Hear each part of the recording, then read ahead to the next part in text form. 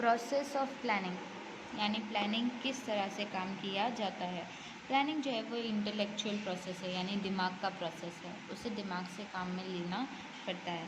Planning एक तरह का मैप है जो आपको हर जगह का डायरेक्शन दिखाएगा फ्यूचर में, कि आपको किस जगह कितना काम करने की ज़रूरत है, जिसमें आपका मैनेजमेंट जो है वो सबसे बड़ा रोल प्ले करता है। फ्यूचर के अंदर आने वाले नुकसान या कोई गड़बड़ के लिए आपको पहले से डिसाइड करके रखना पड़ता है और उसे उसके स्टेज के हिसाब से काम में लेना पड़ता है। उसके बारे में है डिटर्मिनेशन ऑफ ऑब्जेक्टिव्स, किन चीज़ों के ऊपर आपको ध्यान देना है, फोकस करना है।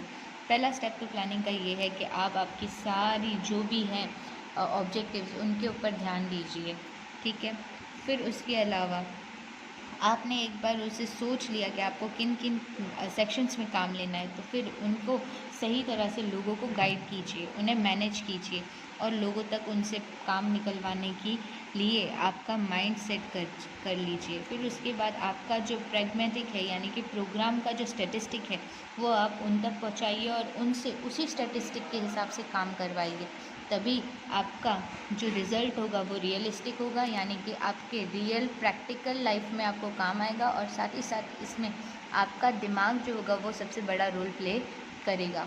क्लैरिफाइंग प्लानिंग एंड प्रीमाइसेस, किस तरह से आप प्लानिंग को और उससे जुड़े हुए जगह का आप मीन्स संतुलन बना के रखते हैं। कई बार ऑब्जेक्टिव क्लियर हो जाते हैं, लेकिन जहाँ पर आप वो काम करने वाले हैं वो प्रोसेस में सबसे ज़्यादा इफ़ेक्ट करता है।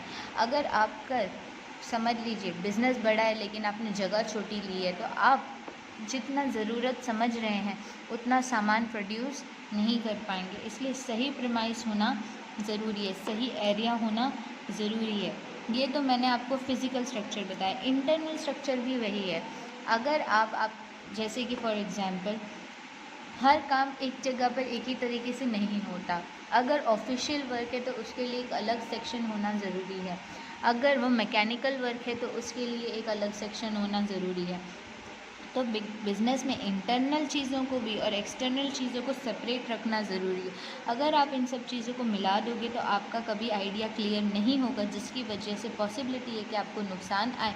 Collection and analysis of information, आपको इन्फॉर्मेशन को पहले इकट्ठा करना है, फिर उनको ध्यान से देखना है और आपको उसके अंदर से टोटल उसका सार निकालना है कि उसमें कितना प्रॉफिट था और कितना लॉस है और आप अब उस पर से कितना प्रॉफिट कमा सकते हैं। तभी आपको आपका सोचा हुआ रिज़ल्ट मिलेगा, वरना नहीं मिलेगा। प्रिपरेशन ऑफ ऑल्टरनेटिव प्लान, किसी और प्लान के बारे में सोचना।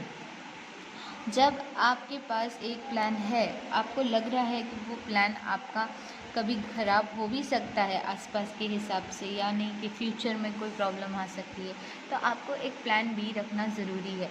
आप उस प्लान की मदद से फिर क्या करते हो, अपने आप को तैयार करते हो जब आपका पहला प्लान काम नहीं करता, ताकि आपका जो गुड्स का सेल है, प्रोडक्शन है और जो लोगों का ख़रीदना है वो कहीं रुके नहीं। फॉर एग्ज़ाम्पल अगर मेरी एक मशीन जो मैंने प्लान करके ली है, वो मशीन में अगर गड़बड़ आ गई तो मैं अपना प्रोडक्शन कैसे करूँगी। तो उसके लिए मुझे एक सेकेंड मशीन साइड रखनी पड़ेगी ताकि मेरा प्रोडक्शन रुके नहीं। उसी तरह से इवैल्यूएशन ऑफ ऑल्टरनेटिव्स, किस तरह से ऑल्टरनेटिव्स में भी बदलाव आते हैं। आपके कई सारे फैक्टर्स होते हैं, सेक्शंस होते हैं जिनकी वजह से आपको कई नुकसान आते हैं।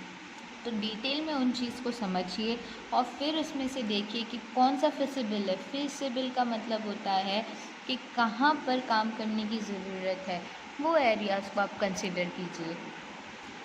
फिर जैसे कि हमने बोला कि प्लानिंग पूरा दिमाग का खेल है, जो भी है वो दिमाग से है। तो इसमें मैथ्स की ज़रूरत है, स्टेट्स की ज़रूरत है, मैथमेटिकल प्रोसेस है और स्टैटिस्टिकल प्रोसेस है। उसकी मदद से आपका पूरा ऑल्टरनेट जो होता है, यानी आपका पूरा जो सार होता है वो बराबर काम करता है। बिज़नेस का जो यूनिट होता है वो आपका जो मेन प्लान है उसी पर काम करता है, और मॉडल जो होता है यानी कि जहाँ आपको ये काम करना है उसके लिए आपको एक ऑपरेशन रिसर्च रखना पड़ता है, जिसका मतलब होता है OR। OR आपको हेल्प करता है चीज़ों का रिसर्च करने में, मार्केट की वैल्यू का सर्च करने में और कौन से प्रोडक्ट्स की इफ़ेक्टिवनेस है मार्केट में उस चीज़ की नॉलेज लाने में।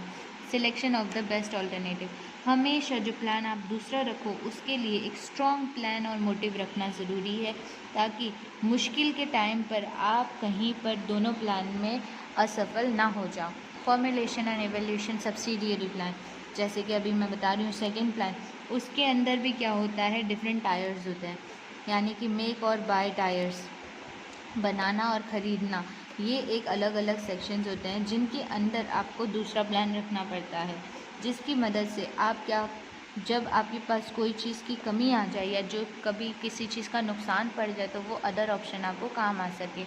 इवैल्यूएशन ऑफ प्लान, प्लान के अंदर भी बदलाव आते हैं, कई बार आगे चलते चलते सिचुएशंस के हिसाब से बदलाव आता है, इसीलिए ऐसे एक प्रेशर वाले टाइम पर आपको एक एक्सपर्ट या कंसल्टेंट की ज़रूरत होती है और वो आपको सही सलाह देते हैं और आपको सही फ़ैसला लेने में मदद करते हैं और आपको स्टेप बाय स्टेप बताते हैं कि आपको कहाँ पर ध्यान देना है और कहाँ पर जंप करना है, यानी कहाँ पर आपको अवॉइड करना है और कहाँ पर आपको काम करना है।